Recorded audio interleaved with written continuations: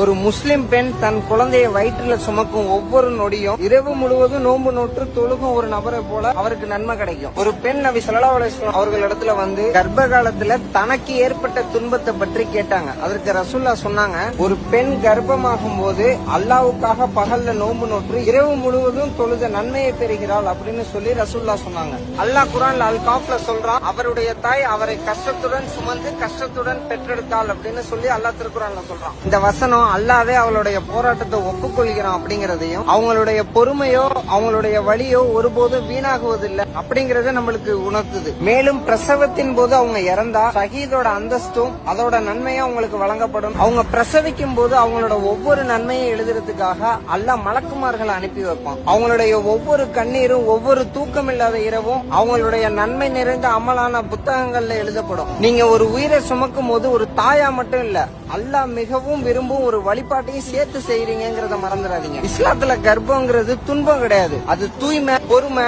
அப்புறம் சொர்க்கம்.